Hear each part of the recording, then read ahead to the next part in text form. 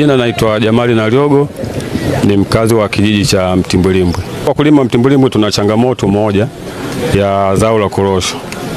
Korosho kwa msimu wa mwaka huu kila gala zimepelekwa mashine za kupima unyevu. Tukipeleka kwenye gala kuu la Mamku tunaambiwa zile hazina ubora, lakini ile mashine ambazo tunazopima unyevu zimetoka huko kwa Mamku na kile kiwango huwa kinasoma kuanzia 8.5 na kushuka chini huwa zinapokelewa, lakini ukipeleka kwenye gala kuu la Mamku pale huwa ni changamoto. Lakini korosho hizo ambazo tunazotoa kwenye halmashauri ya mji Nanyamba tukipeleka kwenye halmashauri nyingine aidha ya Tandahimba zinaonekana zipo kwenye ubora na unyevu hamna, zinakuwa ziko vizuri. Kwa hiyo sina uhakika mashine za Tandahimba ziko tofauti na za Nanyamba huku au ndo mipango tu ya watu.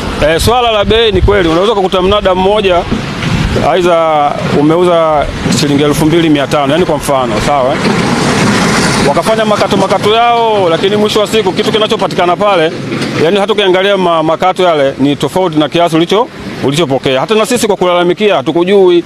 Na kwa mfano mwaka huu mtu amepima aidha kilo 500, lakini utakuta katika malipo amelipwa kilo 450.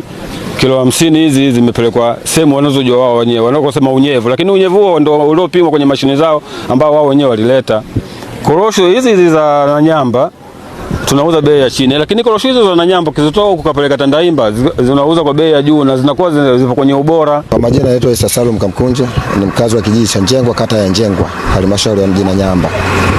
Utofauti upo na ucheleweshaji wa malipo upo. Unaweza kuuza kuanzia tarehe 15 tarehe 20, unaweza kupokea hadi mwezi wa pili. Fikiria mtu aliyopima mwezi wa 11 hadi leo hajapokea hela. Na huyo analazimisha mtoto apelekwe shule. Ampeleke mtoto shule, atampeleka kwa muda gani?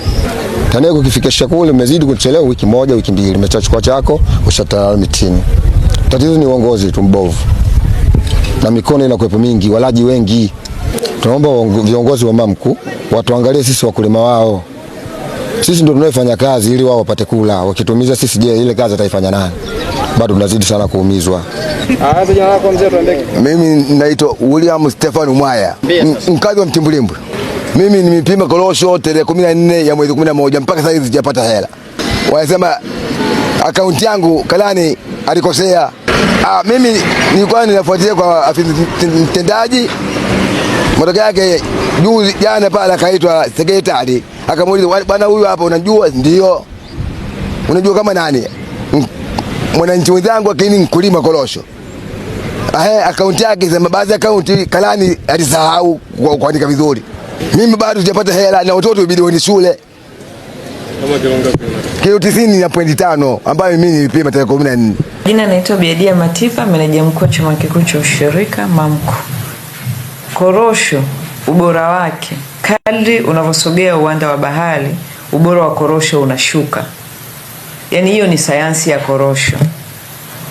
Na kadri unavyotoka uwanda wa bahari, yani kadri unavyosogea nchi kavu, ubora wa korosho unaongezeka. Kwa hiyo hii haijaanza mwaka jana au mwaka juzi. Mimi niko chama kikuu cha Mamku kutoka 2008. Hakuna mwaka korosho ya Mtwara ikauzwa bei sawa na korosho ya Masasi, ya Nanyumbu na Newala. Kwa hiyo naturally iko hivyo. Juhudi zinafanyika kila mwaka na kuna improvement zinatokea.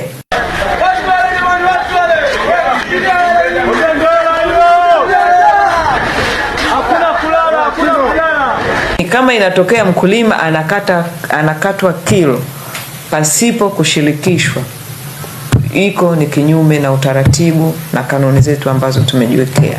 Kwa sababu ndio linanifikia kwa mara ya kwanza, tutalifanyia kazi na tukilibaini kama kweli linafahamika waliofanya hivyo vitendo, tutawachukulia hatua za kisheria.